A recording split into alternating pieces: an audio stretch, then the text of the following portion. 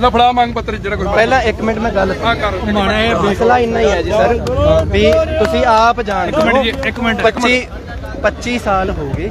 सरकारी कालजां च रेगुलर प्रोफैसरां दी भर्ती नहीं हुई। असीं ये मेहरबानी मनदे हां भी थोड़े टनेओर दे विच जदों परगट सिंह जी सिक्ख्या मंत्री सीगे उन्हां ने भर्ती कड्ढी 1158। मसला यह आ भी हाई कोर्ट दे विच भर्ती लटकी जाती है 600-700 साडा बंदा पुरानियां नौकरियां छड्ड के आया फैलोशिपां छड्ड के आया आदा भविक्खो दाऽ ते लाई बैठा। उत्थे जिहड़ी पैरवाई है असीं इन्नी मंग करदे हां भी पैरवाई चज नाल कीती जावे भर्ती सिरे चढ़ाई जावे। नाले ये गल भी तुहाडे फेवर दी आ गल यह है भी पिछलियां 5-7 सुनवाइयां तो लगातार तरीक पै रही आ ते उत्थे 57 रिटां सीगियां। हाई कोर्ट के जज ने यह कहता सी भी हरेक रिट नूं लैके 50,000 रुपया जुर्माना पऊगा फिर किते जाके 27 जवाब फाइल होए आ। सानी असी सर मजबूरी बस आए हैं इत्थे भी जिहड़ी पैरवाई आ वो जे सुचज्जे ढंग नाल हो जू भर्ती सिरे चढ़ जूगी। आदरणीय प्रोफैसर साहब तुसीं होर कोई गल रह गई थोड़ी? असी तो फिलहाल इन्नी ही कहनी है जी। सुनो फिर गल। हाँ जी जनता भी सुने जरा। हाँ जी अजकल जिहड़ा लीडर है वो हरेक बंदे दा उन्हां नूं लीडर लोकां नूं लगदा कि एक क्रिमिनल बंदा तुरिया फिरदा लीडर। ये प्रोफैसर साहब ने असी इन्हां दी भर्ती कर दित्ती गई सी असी भर्ती कर दित्ती गई सी। हाई कोर्ट ने चैलेंज करती किसी बंदे ने शिकायत करती वो शिकायत तो बाद स्टे लग गया। असी चाहते सी असी इन्हां नूं कईयां लोगां नूं लैटर वंडते। हुण मैनूं एक गल दस दिओ सारे तुसी जनता भी खड़ी है मेरे भरा प्रोफैसर साहबान भी खड़े है इहदे च कोई साडा कसूर हैगा? पर ना ना सुनो साडे ऑलरेडी वकील लड़ाई लड़ रहे ने। किरपा करके मेरी पत्रकारां नूं भी बेनती है कि सच दिखाना पसंद करो। ये जो हाई कोर्ट च जो स्टेट वर्सिस असी है ते नैचुरली स्टेट लड़ रही है प्रोफैसर क्योंकि वो कहते कि गुनाह असी कीता है। जिन्हें शिकायत पाई वो कहती सरकार ने गुनाह किया है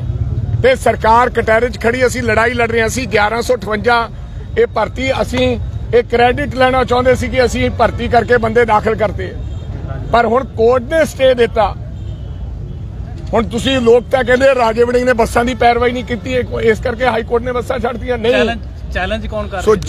चैलेंज जिहड़ी आम जनता कोई इन्हां दे नाल दी साथी गण होर कौन चैलेंज कर रहा है? इन्हां दे होर जिहड़े साथी गण है पर सानू हर कचहरे जाके गुनाहगार ना बनाया जाए। हुण मैं ऊपर चढ़ रहा सी ये मेरे बहुत प्यारे दोस्त है यंग मुंडे है मैनू ये लगता है कि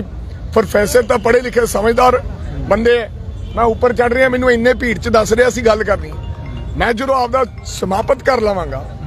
मैनू ये दस मैं जरूर मिलांगा। उन्होंने फड़ के वो मिल गए यार जे पंजाब दे हिंदुस्तान दे विच इदां ही होएगा दोस्त ये देश नहीं बेनती तुरे जांदे नूं नहीं हुंदी छोटे डेलीगेशन नो नो नो तुसी मैं राजा वड़ेंगा हाँ मैं सुन हाँ मैं तो ना जिहड़ी तुसी गल हुण मेरा 15 मिनट लवाए है तुसी आदि 1 मिनट तुसी यंग मुंडे हो वोटां दा समय हां जी असी तुहाडी गल सुन लई तैयार है पर थोड़ा स्टाइल की है तुरे जांदे नूं 1 मिनट गल सुनी भाई मैं कुछ गल करनी चलो प्यार नाल पर ये हुण साडा अज मुद्दा ही नहीं है। दसो बई पत्रकार भराओ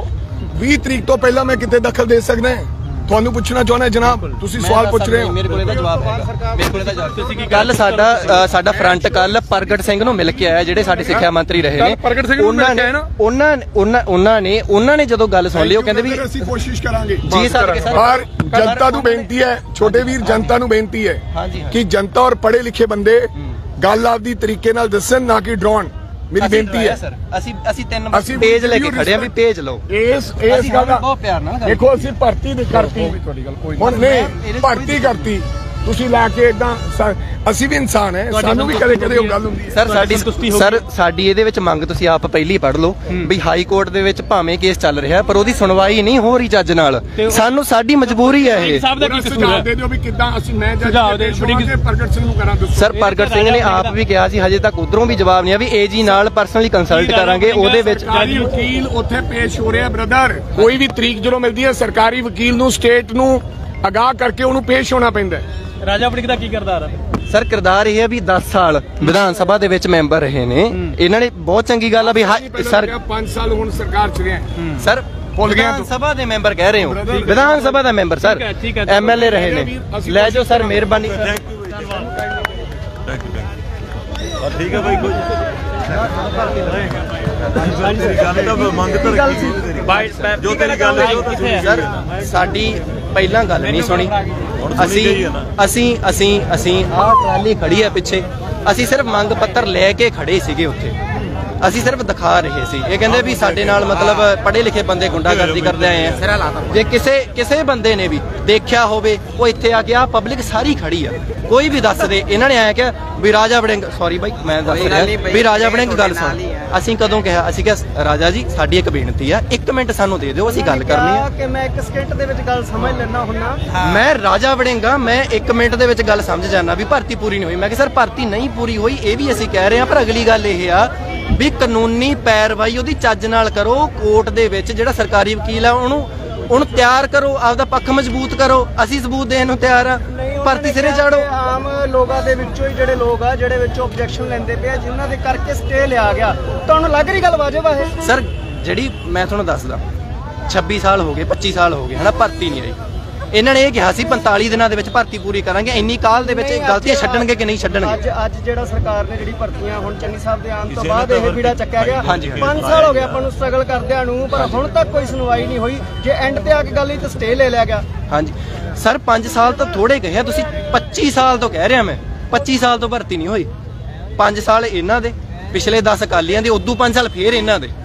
ਸਾਰੀਆਂ ਇਹਦੇ ਵਿੱਚ ਆਉਣਗੇ ਸਾਰੇ ਵਿੱਚ ਗਿਣੇ ਜਾਣਗੇ ਕੀ ਲੱਗਦਾ ਪੁਲਿਸ ਦੀ ਜਿਹੜੀ ਭਰਤੀ ਆ ਉਹ ਜ਼ਿਆਦਾ ਇੰਪੋਰਟੈਂਟ ਆ ਪੰਜਾਬ ਦੇ ਵਿੱਚ ਕਿ ਹਰ ਸਾਲ ਜਿਹੜੀ ਪੁਲਿਸ ਦੀ ਭਰਤੀ ਕੱਢੀ ਜਾਂਦੀ ਹੈ ਤੇ ਉਸ ਤੋਂ ਬਾਅਦ ਜਿਹੜੀਆਂ ਵੋਟਾਂ ਲੈ ਲਈਆਂ ਜਾਂਦੀਆਂ ਤੇ ਐਤਕੀ ਤਾਂ ਜਿਹੜੀ ਪੁਲਿਸ ਦੀ ਭਰਤੀ ਵੀ ਰੱਦ ਹੋ ਗਈ ਸਰ ਭਰਤੀ ਕੋਈ ਸਿਰੇ ਨਹੀਂ ਚੜੀ ਭਰਤੀ ਕੋਈ ਸਿਰੇ ਨਹੀਂ ਚੜੀ ਯਾਰ ਅਸੀਂ ਪੜ੍ਹਦੇ ਆ ਬਾਈ ਸਾਡੇ ਮਾਪਿਓ ਸਾਨੂੰ ਪੜਾਉਂਦੇ ਆ ਉਹਨਾਂ ਨੂੰ ਪਤਾ ਉਹ ਕਿਵੇਂ ਪੜਾਉਂਦੇ ਆ ਕੋਈ ਕਰਜ਼ਾ ਚੱਕ ਕੇ ਪੜਾਉਂਦਾ ਕੋਈ ਕਿਵੇਂ ਆਪਦਾ ਪੜਾਉਂਦਾ ਜਦੋਂ ਅਸੀਂ ਪੜ੍ਹ ਗਏ ਅਸੀਂ ਜਿਹੜਾ ਮਰਜ਼ੀ ਰੁਜ਼ਗਾਰ ਕਰਨਾ ਚਾਹੀਏ ਸਾਨੂੰ ਰੁਜ਼ਗਾਰ ਚਾਹੀਦਾ ਭਰਤੀ ਹਰ ਤਰ੍ਹਾਂ ਦੀ ਆਉਣੀ ਚਾਹੀਦੀ ਅਸੀਂ ਕਿਸੇ ਭਰਤੀ ਦੇ ਖਿਲਾਫ ਨਹੀਂ ਹੈਗੇ ਭਰਤੀ ਆਵੇ ਭਰਤੀ ਸਿਰੇ ਚੜੇ ਜਵਾਨਾਂ ਨੂੰ ਰੁਜ਼ਗਾਰ ਮਿਲੇ ਇੱਕ ਵੈਲਵੇ ਨਾਲ ਤੁਹਾਡੇ ਨਾਲ ਗੱਲ ਹੋਈ ਆ ਰਾਜਾ ਜੀ ਦੀ ਇਸ ਵੇਲੇ ਸੈਟੀਸਫਾਈਡ ਆ ਉਹਨਾਂ ਨੇ ਜੋ ਤੁਹਾਨੂੰ ਵਿਸ਼ਵਾਸ ਦਿੱਤਾ ਚਲੋ ਅਸੀਂ ਇਹ ਸ਼ੁਕਰੀਆ ਕਹਿੰਦੇ ਆ ਵੀ ਚਲੋ ਸਾਡਾ ਮੰਗ ਪੱਤਰ ਉਹਨਾਂ ਨੇ ਸਵੀਕਾਰ ਕਰਿਆ ਗੱਲ ਸੁਣੀ ਆ ਪਰ ਉਹ ਇਸ ਲਈ ਕਿਉਂਕਿ ਅਸੀਂ ਇੱਥੇ ਖੜੇ ਆ ਪਬਲਿਕ ਦਾ ਪ੍ਰਭਾਵ ਇਹਨਾਂ ਨੇ ਬਾਈਆਂ ਨੇ ਆਪ ਆਵਾਜ਼ ਮਾਰ ਪਰ ਸੱਦਿਆ ਵੀ ਇਹਨਾਂ ਦੀ ਗੱਲ ਸੁਣੋ ਸੈਟੀਸਫਾਈ ਅਸੀਂ ਉੱਤੇ ਹੋਵਾਂਗੇ ਜਿੱਦੇ ਮੈਂ ਆਪ ਕਲਾਸ 'ਚ ਪੜਾਉਣ ਜਾਊਂਗਾ ਨਿਆਣਿਆਂ ਨੂੰ ਪੜ੍ਹਾ ਕੇ ਕਲਾਸ 'ਚੋਂ ਬਾਹਰ ਨਿਕਲੂੰਗਾ ਮੈਂ ਸੈਟੀਸਫਾਈ ਉੱਤੇ ਲੱਗਦਾ ਰਾਜਾ ਵੜਿੰਗ ਤੁਹਾਡਾ ਇਹ ਕੰਮ ਕਰਵਾ ਸਕਦੇ ਆ ਸਰ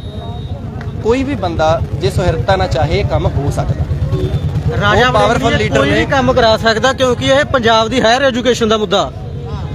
ਠੀਕ ਆ ਸਾਨੂੰ ਹੁਣ ਪੜ੍ਹਦਿਆਂ ਨੂੰ ਇੰਨੇ ਸਾਲ ਹੋ ਗਏ ਪੜ੍ਹ ਕੇ ਅਸੀਂ ਜਦੋਂ ਕਲਾਸਾਂ 'ਚ ਜਾਵਾਂਗੇ ਤਾਂ ਅਸੀਂ ਉੱਥੇ ਆਪਣਾ ਜਾ ਕੇ ਜਿਹੜਾ ਹਾਇਰ ਐਜੂਕੇਸ਼ਨ ਦੀ ਗੱਲ ਕਰਨੀ ਆ ਅੱਜ ਤੱਕ ਕਿਸੇ ਵੀ ਸਰਕਾਰ ਨੇ ਹਾਇਰ ਐਜੂਕੇਸ਼ਨ ਨੂੰ ਮੁੱਦਾ ਹੀ ਨਹੀਂ ਬਣਾਇਆ ਜਿਵੇਂ ਤੁਹਾਨੂੰ ਪਹਿਲਾਂ ਦੱਸ ਕੇ ਹਟਿਆ ਵੀ ਸਾਡਾ ਗੁਆਂਢੀ ਸੂਬਾ ਹਰਿਆਣਾ 170 ਕਾਲਜ ਆ ਸਰਕਾਰੀ ਪ੍ਰਗਟ ਸਿੰਘ ਜੀ ਆਏ ਸੀ ਉਹਨਾਂ ਨੇ ਵੀ ਇਹ ਗੱਲ ਕਹੀ ਸੀ ਕਿ ਪੱਤਰਕਾਰ ਵੀਰਾਂ ਨੂੰ ਅਸੀਂ ਜਿਹੜਾ ਵੀ ਕਹਿੰਦੇ ਆ ਕਿ ਤੁਸੀਂ ਮਿਲੋ ਤੇ ਨਾਲ ਜਿਹੜੇ ਇਹਨਾਂ ਲੋਕਾਂ ਨੂੰ ਜਿਹੜੇ ਜਗ੍ਹਾ ਜਗ੍ਹਾ ਧਰਨੇ ਲਾਉਂਦੇ ਇਹਨਾਂ ਦਾ ਸਹੀ ਰਵੱਈਆ ਨਹੀਂ ਹੈਗਾ ਇਹ ਤਰੀਕਾ ਸਹੀ ਨਹੀਂ ਹੈਗਾ ਤੁਸੀਂ ਕਿਸੇ ਤਰੀਕੇ ਨਾਲ ਬੈਠੋ ਸਰ ਰਵੱਈਏ ਦੀ ਮੈਂ ਤੁਹਾਨੂੰ ਗੱਲ ਦੱਸਾਂ ਨਵਾਂ ਜਿਹੜਾ ਢੰਗ ਹੈਗਾ ਉਹ ਲੈ ਕੇ ਆਓ ਜਿਹਦੇ ਨਾਲ ਅਸੀਂ ਇਹਨਾਂ ਨੂੰ ਆਪਣੀ ਜਿਹੜੀ ਗੱਲ ਸਮਝਾ ਸਕੀਏ ਤੁਸੀਂ ਉਹਨਾਂ ਨੂੰ ਸਮਝਾਉਣ ਦੇ ਵਿੱਚ ਜਿਹੜੇ ਕਾਮਯਾਬ ਨਹੀਂ ਹੋਏ ਸਰ ਮੈਂ ਤੁਹਾਨੂੰ ਆ ਭਰਤੀ ਦੇ ਸੰਬੰਧ ਦੱਸ ਦਿੰਦਾ ਰਵੱਈਆ ਕੀ ਰਿਹਾ ਭਰਤੀ ਦਾ ਇਸ਼ਤਿਹਾਰ ਛਪਿਆ ਅਕਤੂਬਰ ਮਹੀਨੇ ਦੇ ਵਿੱਚ ਅਸੀਂ ਵੇਖਿਆ ਸਾਨੂੰ ਚੜ ਗਿਆ ਚਾਹ ਵੀ ਹੁਣ ਅਸੀਂ ਭਰਤੀ ਹੋਵਾਂਗੇ ਅਸੀਂ ਕੰਪੀਟ ਕਰਾਂਗੇ ਸਾਡੀਆਂ ਡਿਗਰੀਆਂ ਦਾ ਮੁੱਲ ਪਊਗਾ ਉਦੋਂ ਬਾਅਦ ਨਵੰਬਰ ਮਹੀਨੇ ਦੇ ਐਂਡ 'ਚ ਟੈਸਟ ਹੋਇਆ ਅਸੀਂ ਟੈਸਟ ਦਿੱਤਾ ਟੈਸਟ ਦਿਆ ਉਦੋਂ ਬਾਅਦ ਸਕਰੂਟਨੀ ਹੋਈ ਅਸੀਂ ਡਾਕੂਮੈਂਟ ਵੈਰੀਫਿਕੇਸ਼ਨ ਤੇ ਗਏ ਉਦੋਂ ਬਾਅਦ ਸਾਡੇ ਰਿਜ਼ਲਟ ਆਏ ਸਾਡੀ ਮਤਲਬ ਪੰਜਾਬੀ ਹਿੰਦੀ ਦਾ ਤਾਂ ਚਲੋ ਹਜੇ ਸਿਲੈਕਸ਼ਨ ਲਿਸਟਾਂ ਵੀ ਨਹੀਂ ਪਈਆਂ ਅਸੀਂ ਉਡੀਕ ਕੀਤੀ ਵੀ ਸਾਨੂੰ ਜੁਆਇਨਿੰਗ ਲੈਟਰ ਮਿਲਣਗੇ 600-700 ਬੰਦੇ ਨੂੰ ਜੁਆਇਨਿੰਗ ਲੈਟਰ ਮਿਲ ਗਿਆ ਉਹਨਾਂ ਨੇ ਉਡੀਕ ਕੀਤੀ ਸਾਨੂੰ ਸਟੇਸ਼ਨ ਮਿਲਣਗੇ ਬਹੁਤ ਥੋੜੇ ਬੰਦੇ ਨੂੰ ਸਟੇਸ਼ਨ ਮਿਲੇ ਸਟੇਸ਼ਨ ਤੇ ਪੜਾਉਣ ਗਏ ਬਹੁਤ ਥੋੜੇ ਬੰਦੇ ਜਿਨ੍ਹਾਂ ਕੋਲ ਜੁਆਇਨਿੰਗ ਲੈਟਰ ਹੈ ਉਹਨਾਂ ਨੂੰ ਸਟੇਸ਼ਨ ਨਹੀਂ ਮਿਲੇ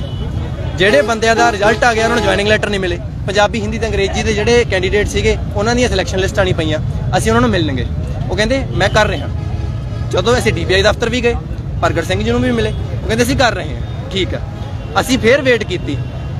ਅੰਤ ਨੂੰ ਜਦੋਂ ਤਰੀਕ ਪਈ ਤੇ ਹਾਈ ਕੋਰਟ ਦੇ ਜੱਜ ਨੇ ਇਹ ਕਿਹਾ ਵੀ ਜਿੰਨੀਆਂ ਵੀ ਰਿਟ ਪਟੀਸ਼ਨਾਂ ਪਈਆਂ ਕਿਉਂਕਿ ਉਹਨਾਂ ਨੇ ਸਾਰੀਆਂ ਰਿਟ ਪਟੀਸ਼ਨਾਂ ਕਲੱਬ ਕਰਕੇ ਸੁਣਵਾਈ ਕਰਨੀ ਸੀ ਲਗਾਤਾਰ 5-7 ਸੁਣਵਾਈਆਂ ਹੋ ਗਈਆਂ ਬਸ 1 ਮਿੰਟ 'ਚ ਗੱਲ ਖਤਮ ਕਰਦਾ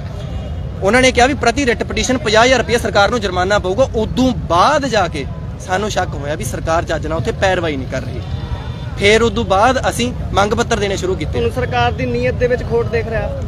ਸਰ ਹੁਣ ਤੁਸੀਂ ਆਪ ਹੀ ਸਮਝਦਾਰ ਹੋ, ਅਸੀਂ ਇੰਨੇ ਚਿਰ ਤੋਂ ਜੋ ਗੱਲ ਕੀਤੀ ਆ ਵੀ ਨੀਅਤ ਵਿੱਚ ਖੋਟ ਹੈ ਕਿ ਨਹੀਂ, ਜੇ ਹੈਗੀ ਆ ਉਹਨੂੰ ਸੁਧਾਰ ਲੈਣ, ਜੇ ਕਹਿੰਦੇ ਆ ਕਿ ਨੀਤ 'ਚ ਖੋਟ ਹੈ ਨਹੀਂ ਭਰਤੀ ਸਿਰੇ ਚੜਾ ਦੇਣ, ਮਸਲਾ ਹੱਲ ਆ।